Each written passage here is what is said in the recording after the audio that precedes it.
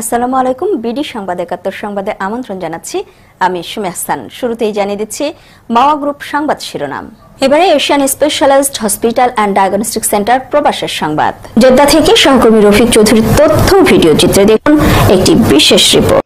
বাংলাদেশ বিমান বাহিনীর প্রশিক্ষণ বিমান বিধ্বস্ত হয়ে মাইলস্টোন ইন্টারন্যাশনাল স্কুল অ্যান্ড কলেজের উপর আছড়ে পড়ে।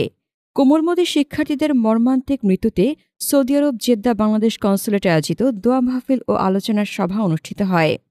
জেদ্দা থেকে সহকর্মী রফিক চৌধুরী জানান, বাংলাদেশে বিমান বাহিনীর প্রশিক্ষণ বিমান বিধ্বস্ত হয়ে মাইলস্টোন ইন্টারন্যাশনাল স্কুল অ্যান্ড কলেজের উপর আছড়ে পড়ে। এর ফলে কোমলমতি শিশুসহ বহু মানুষের মর্মান্তিক মৃত্যুর ঘটনা ঘটেছে।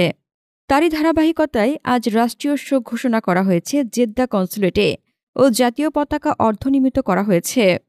বাংলাদেশ কনসুলেট জেদ্দার উদ্যোগে নিহতদের আত্মার মাগফিরাতের দোয়া কামনা করে বিশেষ দোয়া করা হয়। আহতদের সুস্থতার জন্য মঙ্গলবার বাদ আসর কনসুলেট প্রাঙ্গণে মসজিদে বিশেষ দোয়ার আয়োজন করা হয়। এ সময় উপস্থিত ছিলেন প্রথম সচিব এস.এম. সাইয়েম, শ্রম কনসাল আরিফ ও আসলা সহ কনসুলেটের সকল কর্মকর্তা ও কর্মচারী ও বাংলাদেশি প্রবাসীরা উপস্থিত ছিলেন। এ সময় বক্তারা মাইলস্টোন স্কুলের বিমান দুর্ঘটনায় শিক্ষক ও কোমলমতি শিক্ষার্থীদের রুহের মাগফিরাত কামনা করে দোয়া করেন। একই সময় দুর্ঘটনায় আহতদের আশুরক মুক্তির কামনা করা হয়।